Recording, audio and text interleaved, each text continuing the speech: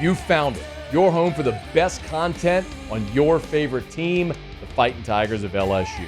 Do us a favor, subscribe to the channel, leave your comments below, and be sure to smash that like button.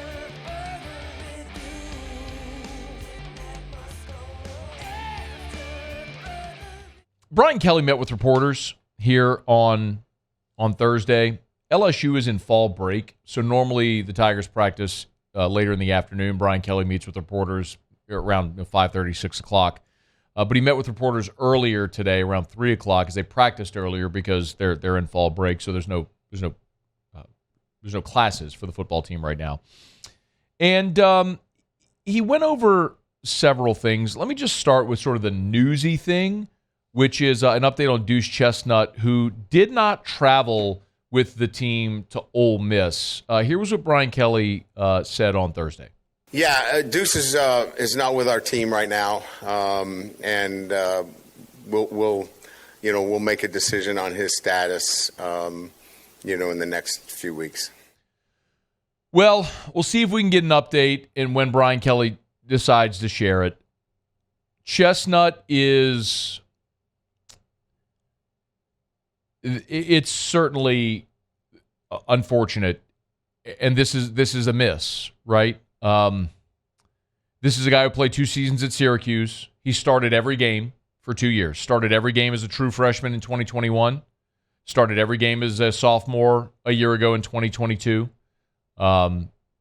He was an all-ACC performer and came in as a guy with a lot of experience, a lot of starting experience. And he was a starter against Florida State opposite Zy Alexander. And it did not go well, as we all remember. And he lost his spot. And so when you lose your job, I think it's probably fair to say, man, are you going to do any sort of soul searching? Because if you look around and you go, okay, well, I left a place where I was a 2-year starter. I come to Baton Rouge. It doesn't go well in the opener. And then all of a sudden you see everybody else play. I mean, they have run Denver Harris out there, and that certainly has had its issues. They have run Ashton Stamps out there, and issues as you would expect with a true freshman. We have seen them rotate a lot of guys. And next year, all of the transfers, Zy Alexander, Denver Harris, you'll get J.K. Johnson back healthy. Ashton Stamps will be back. We saw Terrence Welch get a start. He'll be back next year or has eligibility. And then you have the freshman class coming in behind it. It's fair to look and say, am I done here? LSU went to Ole Miss and Duce Chestnut did not travel. They didn't even bring him on the trip. So it is, and I really don't hope I'm not coming across as picking on that young man because I think it's pretty evident that athletically, at this level, he's not at that standard. So it makes you wonder, why did they take him to begin with, which is a fair question. But 5'11", 205, and it just hasn't gone well for him in the limited playing time that he's gotten. But it certainly illustrates the physical issue they have in the secondary when you thought this was going to be, and I did too, going out there in fall camp. I mean, nobody in the secondary was particularly impressive in fall camp, but he was a guy you could look at and say, well, he made some plays in those one-on-one drills. But if this is what you were leaning on, it's like, okay, well, it shows why you have issues right now, but also it's fair to ask the question, what did you think you saw when you recruited him? Was it just the fact that he was a 2-year starter? But either way, they've missed. So Duce Chestnut not with the team right now, and Brian Kelly said they'll make a decision on his future here in the coming days and weeks. Now, who is with the team is Pete Jenkins. Talked about Coach Pete earlier this week. LSU brought him in, roundly considered the greatest defensive line coach ever, college, NFL. Coach Pete still tutors, even at 82 years old, in the springtime, has his list of football programs around the country that he goes and spends a week, 2 weeks with. They pay him to come in as a consultant. It's LSU and Bama and Auburn and Georgia and Kentucky and Oklahoma and Oregon. I mean, he goes all over the country. And he spent this week with LSU, and here's what Brian Kelly said on Thursday, how the first week with Coach Pete has gone.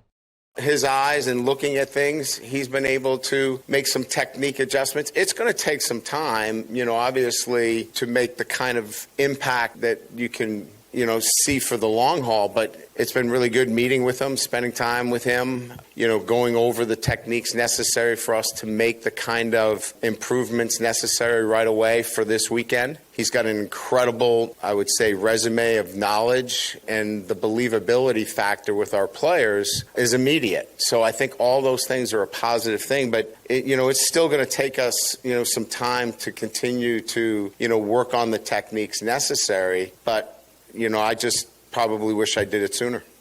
The other thing that's worth noting with Coach Pete, and when Brian Kelly says did it sooner, it's a call he could have made when Jimmy Lindsey got sick. And I do not mean to diminish what Jimmy Lindsey is going through. Obviously, we've talked about Greg Brooks, and Jimmy Lindsey is in a fight of his own. But I feel like I have to say that, but we also understand there's just a very clear separation between when we're talking about football and we're talking about the real life stuff that actually matters. From a football standpoint, you could go back to the start of fall camp when you knew Jimmy Lindsey wasn't going to be with you very likely for the entire season, and you moved John Jancic to that inside role, and you could have certainly brought Pete Jenkins in then to put another set of eyes. At this point, hindsight's 20/20, obviously. But the reason to believe that maybe Coach Pete can make a more immediate impact is that he was here in the spring, that he spent a couple of weeks with LSU back in May. So the fact that he was here, not in May, but in spring ball. So the fact that he was here then and has worked with some of these guys before, there's reason to believe that there can be a quicker implementation of what Coach Pete is doing. And Brian Kelly did also talk about what that defensive line rotation should look like this weekend against Missouri. Jordan Jefferson is going to play. Jacobian is going to play. Wingo, Mason Smith, Savion, and Parrish Shand. So those 8 guys, and then you're going to add the 2 Jacks and Swinson and Ovi. So you're going to see them all in a rotation, and Womack. So we're going to have a rotation of all those D linemen coming in and out of the game, and they all can help us win. So we're only going to play guys that can help us win. All those guys can help us win. That was one change we saw last week, was at the nose. We saw Jordan Jefferson play the nose, and instead of Mason Smith, the zero technique head up on the center. And not coincidentally, you saw Jordan Jefferson's production, like just his stat line, diminish, because that's kind of what happens when you play the nose. You don't generally stuff the stat sheet. You're there to eat up blocks and be a disruptor in the middle. And he's a strong kid who can do it. Maybe that frees up Mason Smith to do some more. But it's also worth noting, Mason Smith has worked with Coach Pete in the past as well. Maybe that could be part of an unlock for Mason. So, but you heard him rattle off 9 names there: Jordan Jefferson, Jacobian Guillory, Mekhi Wingo, Mason Smith, Savion Jones, Parrish Shand, Ovie Ogofu, Braden Swinson, and then the name that a lot of people were excited about, which is Deshaun Womack. And Womack was available last week, did not get a defensive snap. Maybe that's a guy that you run out there to see if he could be a disruptor in some different fronts this week. Ultimately, what it comes down to is, if what you did last week yielded the result that it did, then you have to do something different. If it's personnel, if it's alignment, if it's rotations, whatever it may be, you can't go out and try to do the same thing you did a week ago with the same players and expect a different result. So how does that look? We'll find out in relatively short order. Hey, thanks so much for watching. Please leave your comments. I love to interact, and be sure to hit the red subscribe button below.